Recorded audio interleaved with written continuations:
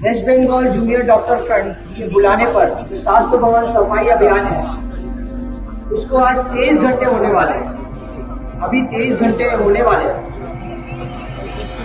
कल रात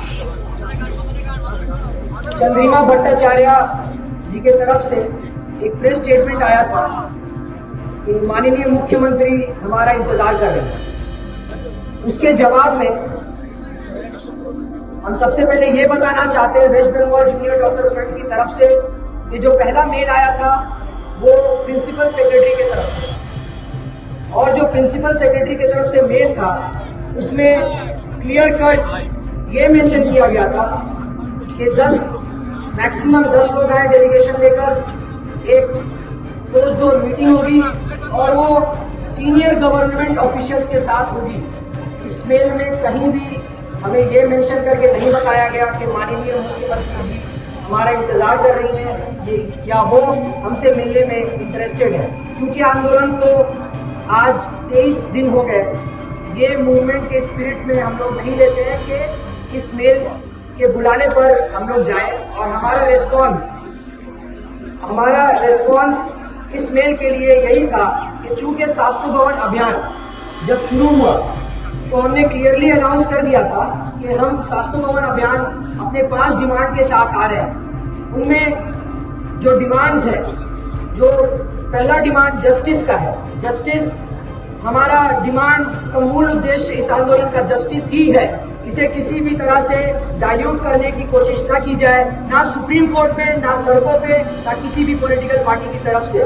waste Bengal junior doctor front clearly ये कहना चाहता है कि हमारा मूल जो उद्देश्य है इस आंदोलन का वो जस्टिस है। लेकिन जस्टिस जो है उसके लिए हमें ये सारे डिमांड भी पूरे करने होंगे, ऐसा हमने गवर्नमेंट को, अथॉरिटीज को कन्वे किया था। जो हमारा दूसरा डिमांड कि जो लोग इसमें इन्वॉल्व है, जिन्होंने एविडेंस टैंपरिंग किया, जिन्होंने जस्टिस के रास्ते में बाधा डाली, वो सब कानून के दायरे में लाए जाए।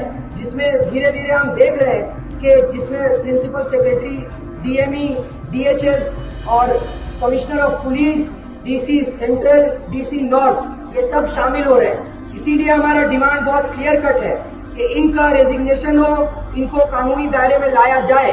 साथ ही साथ संदीप घोष, जिनको सिर्फ एक नाम निहाद सस्पेंशन ऑर्डर दे दिया गया, सस्पेंशन ऑर्डर से हम संतुष्ट नहीं है, उन पे ऑफिशियली कोई डिसिप्लिनरी एक्शन नहीं लिया गया। उनका शो कॉज भी हमें ऑफिशियली नहीं बताया गया कि उन्हें क्यों सस्पेंड किया। साथ ही साथ अभिज्ञ, विरूपको और जो भी लोग इन्वॉल्व हैं उनके साथ जो हमारी मांग है कि उन्हें जो सस्पेंड किया गया है प्रॉपर सस्पेंशन हो और शो कॉज के साथ हो कि क्यों सस्पेंड किया गया, साथ ही साथ डिसिप्लिनरी एक्शन हो।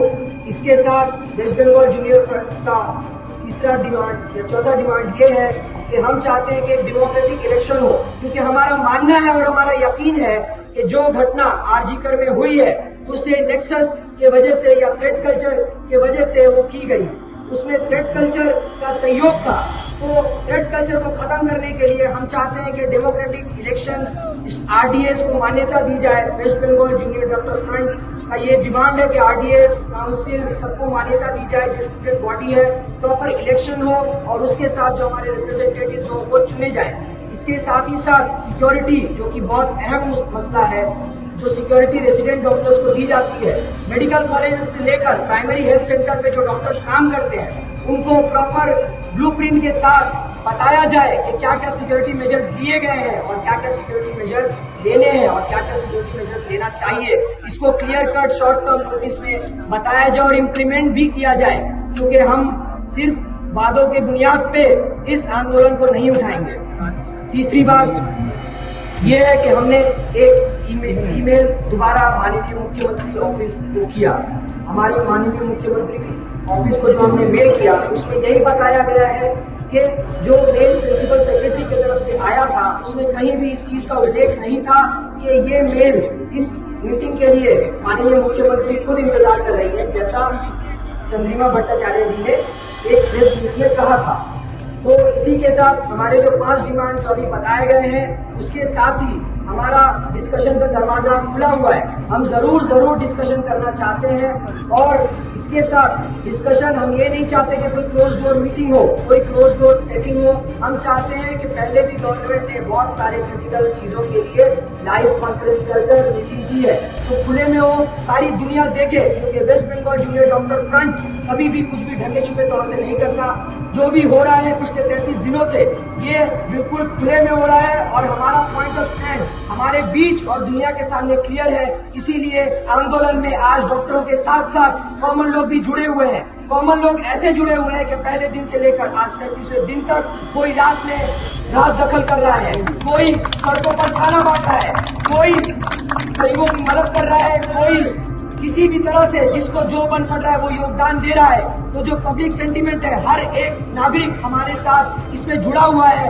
हर एक नागरिक चाहता है कि इसमें जस्टिस मिले और हर एक नागरिक ये देख रहा है कि जब एक डॉक्टर को आरजी कर में रेप और मर्डर किया जा रहा है तो पूरी इंडिया में ये देखा जा रहा है कि 33 दिन हो गए लेकिन जस्टिस अभी बहुत दूर है।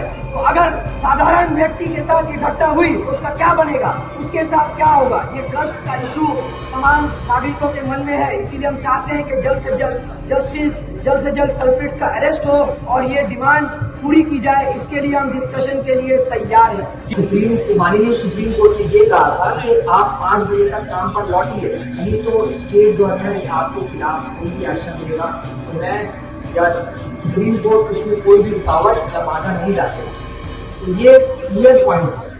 अब हम चाहते हैं कि स्टेट से हम जब डायरेक्टली मांग कर रहे हैं और स्टेट पूरा करने के लिए केपेबल है, हमने मानते हैं, तो फिर स्टेट हमारी मांगों को पूरा करे। और अगर स्टेट 1 घंटे में हमारी मांगों को पूरा कर दे, हम 1 घंटे में काम पूरा करेंगे। अभी भी ये मत सोचिए कि हम लोग वहाँ पे शौक से बैठे, हम मजबूरन 33 दिन से बैठे हुए और हमारे साथ लोगों का सच्चा जुड़ाव है। दूसरी बात, अभया के माता पिता जो बार बार रो के मीडिया में गुहार लगा रहे हैं, वो भी हमारे तरफ ही देख रहे हैं, क्योंकि उनके साथ जो क्लोज डोर किया गया है वो एकदम संगीन है। हम उसकी कड़ी निंदा करते हैं और हम यहाँ पर उन सभी लोगों के साथ और सभी लोगों के लिए खड़े हैं जिनके साथ ये वारदात हुई है और वो हमारी तरफ देख रहे हैं कि इंसाफ कब मिलेगा।